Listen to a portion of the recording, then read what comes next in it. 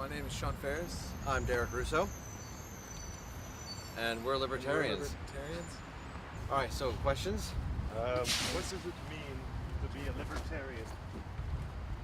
To be a libertarian is to basically embody, the idea of having free markets and, the ability to pursue basically what you want so long as it doesn't harm others.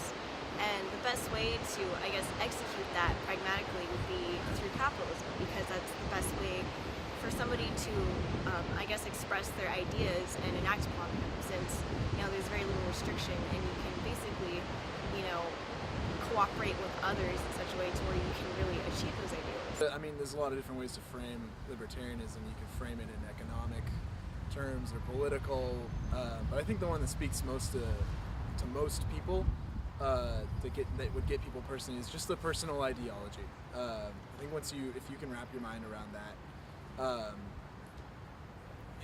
that leads to the understanding where it's like, okay, this makes sense. Mm-hmm. Everyone should be free. Mm-hmm. Everyone should be able to do what they want. Right. Everyone's always trying to lose their chains.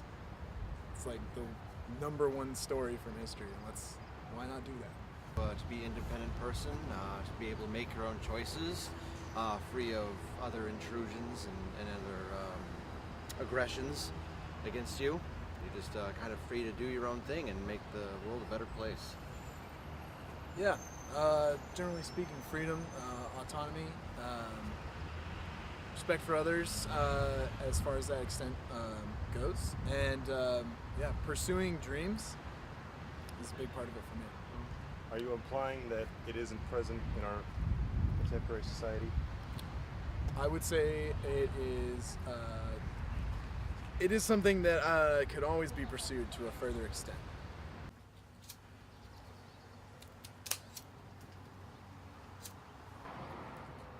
All right.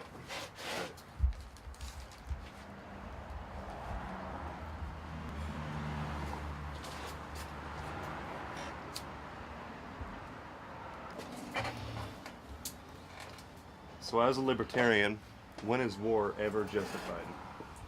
I think war is justified in the sense of national defense. I mean, a big libertarian principle is the non-aggression principle, where you wouldn't aggress on another nation. So I mean, as far as our situation with the Middle East, we would be isolationists. We would not be participating in that. We wouldn't have participated in World War I or World War II, because those are, the founding fathers said at one point to avoid entangling alliances, and what they meant was that the United States should focus domestically, their policies domestically, and their focus domestically. And a lot of what war does is war promotes tyrants. Roosevelt, we had came into power, during World War II. We had things like the income tax, etc., that haven't gone away. I mean, war really distracts from that idea of preserving liberty.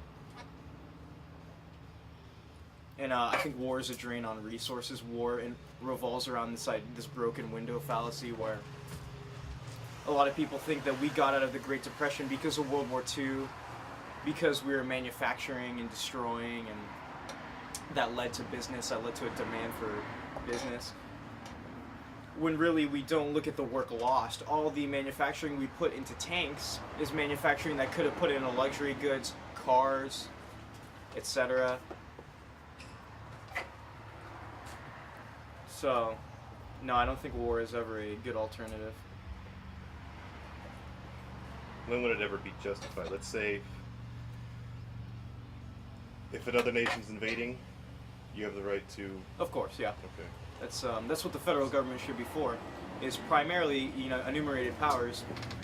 It's to protect the rights and the liberties of the people, obviously, and other nation attacking is infringing on rights and liberties of your people domestically. So, of course, national defense would be a given, something that the world necessitates. So it's just a bad situation. I think capitalism would be a much better alternative, where they could just exchange goods instead of having their warlike attitudes. I think that it would be a lot better of an area. It'd be a lot better situation for the world. It's kind of switching topics here. What role would the government play in a libertarian society? Protect the rights and liberties of the people, and that's it. Which would mean That means enforce property rights, enforce contracts, protect against foreign invasion. We would cut all these bureaus like the FDA and all these useless government bureaus that don't really do anything. The problem with things like the FDA is we think they regulate our food and they keep us safe, yet all they do is they react to things. They'll say they'll find the company after the tainted food is already on the market, so what did they really fix? They didn't fix anything, and a lot of the times these private companies, they'll have already fixed the problem before the FDA gets involved. Because obviously, I mean, with Yelp, with Amazon reviews, you cannot, and with word of mouth, and how easy it is to get information these days, and how easy it is to spread information these days, you cannot sell a faulty product in today's market and get away with it. So companies that have glitches in their machinery, who are selling bad products, will try to fix them, because it only takes one employee to tell the public that the product is bad for the entire market to boycott the business because the product is bad. You know, it only takes one leak. where do drugs stand? Drugs are the same thing. DEA is more or less of a useless organization in the sense that by making drugs illegal, all we do is we encourage illicit behavior. So if it was legal, it would be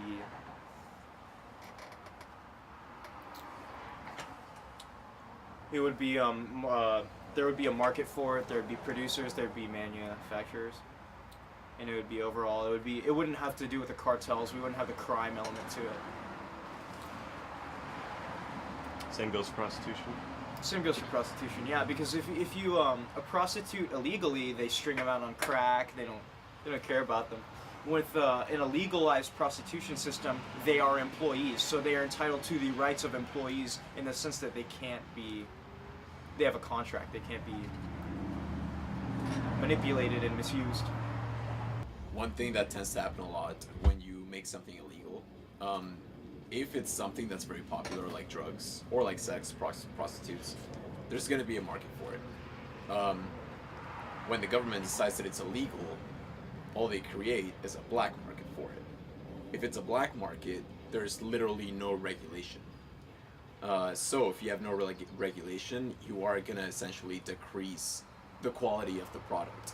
Decreasing the quality of drugs makes it more dangerous. It adds the violence element to it, like he said. With sex and prostitution, you also mistreat the people involved by having them be involved in these awful lifestyles.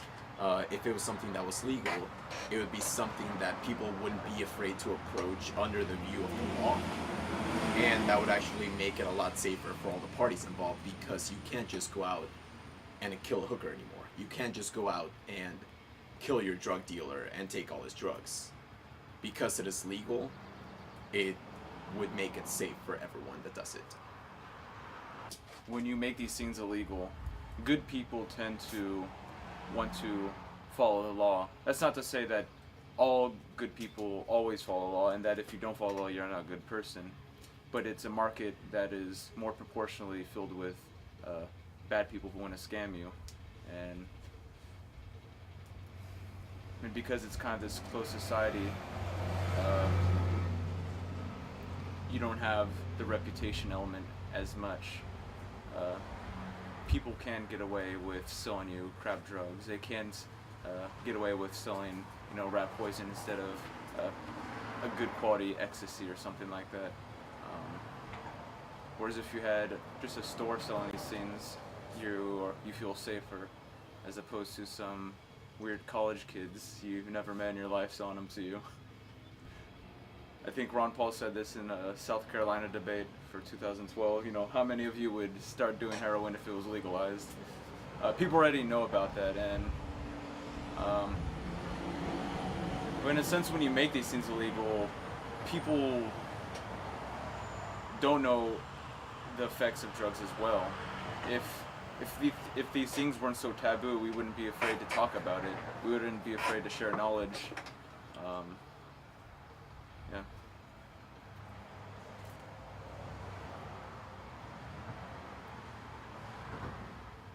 I think sometimes it's okay to regulate action. Obviously, shouldn't go around killing people. That's bad.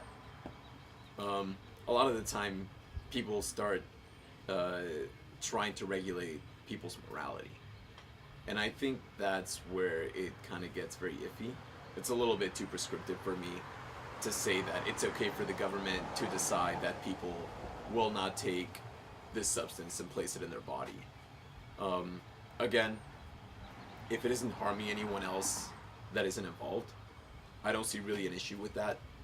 Obviously, if you get high on meth, end up acting crazy, picking up a hatchet and killing someone, that's bad.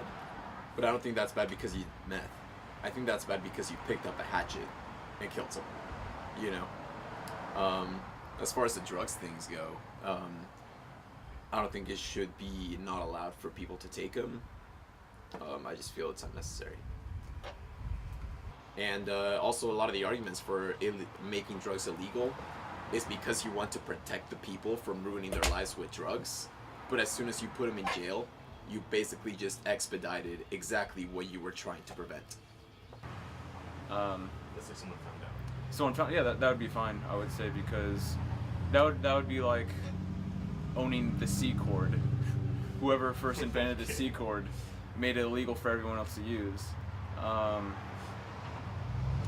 Property, I would say, is something. Copying and stealing are two different things. When you go on the Pirate Bay and you get a torrent of a song, you're not stealing the song, you are just mimicking it, you are copying the file. As opposed to me entering your house and stealing your CDs. They're different. I think that also gets into a big thing of, I guess, like we're going back to the free market a little bit. Obviously, if people, I think it's legitimate to keep intellectual property the way he described it, which is just literally hold on to it and prevent other people from knowing how you do it. But as soon as they find out, you can't demonize them for it, but you shouldn't have the right to just throw them in jail or something like that. I think that's not appropriate. But also, if you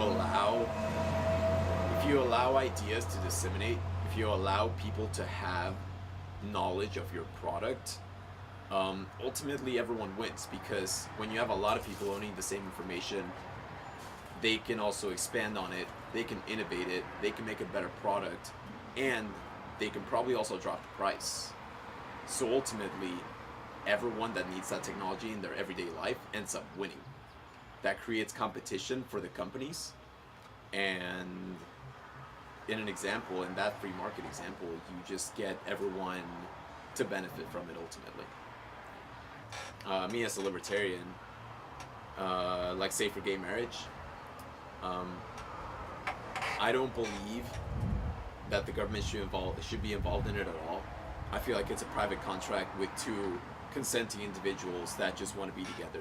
So by all means, they should be able to do that, regardless of whether the government agrees with it or not. But I will compromise with the government now making gay marriage legal, because even though that doesn't bring us to the ideal point where I want it to be, which is no government at all, it is actually extending liberties to another group of individuals, namely the gay and lesbian community. So compromise is something that I think should be considered in more practical terms than a lot of people do. Some libertarians are, we have a minarchist and anarchist. That's usually the two in the libertarian movement. Minarchists believe that, defense of some sort, maybe a judicial system and police, and so you would need taxes for that. Whereas others, anarchists, believe no taxation because it is inherently theft. that there is no such thing as a social contract, or I never signed such a contract type thing. What about the idea of like a progressive tax? Because right now we have progressive tax rate, right?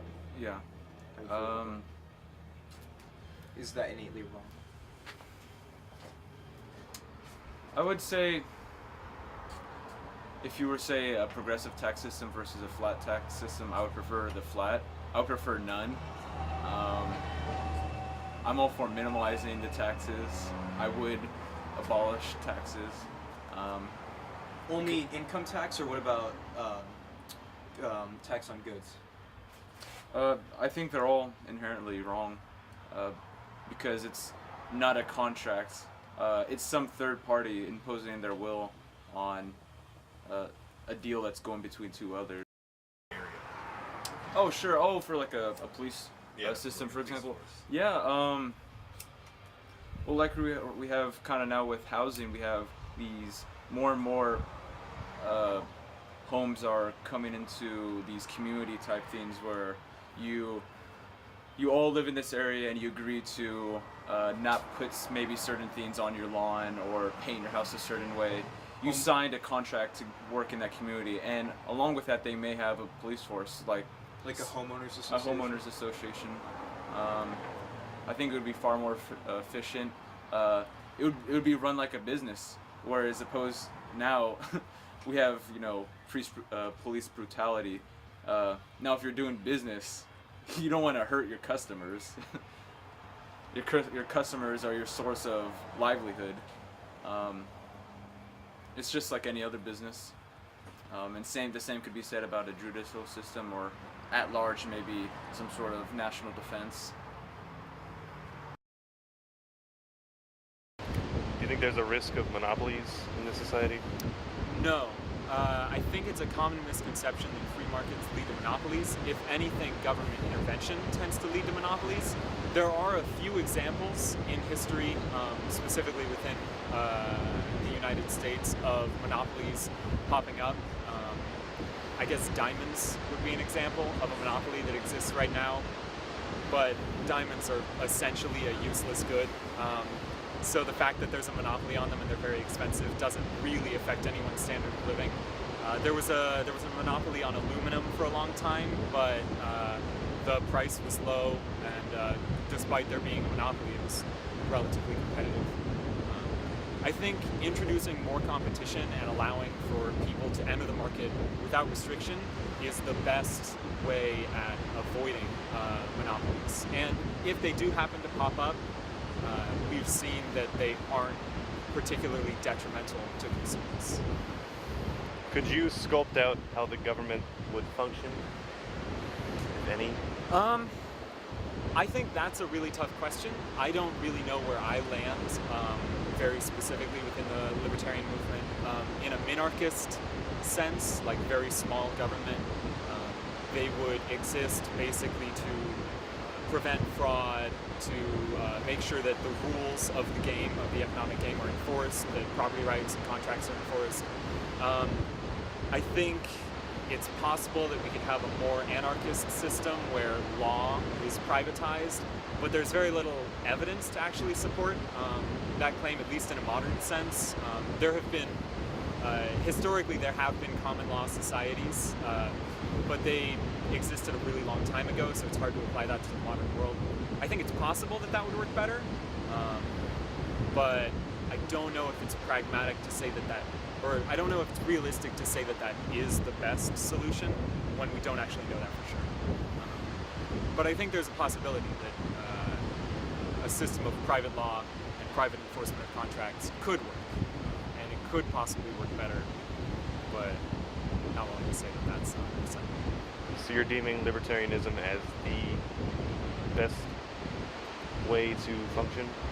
Yeah, I think that, like the society that we have right now within the United States, the structure of government, it's not the worst, right? We have a generally high standard of living. We're in a recession right now, but compared to the standard of living historically, this is like paradise. But I think that there are better alternatives. I think that we can make the world better for everyone the poor, the rich, the middle class, and I think that libertarianism is the best way to do that, although there is no perfect system for structuring society.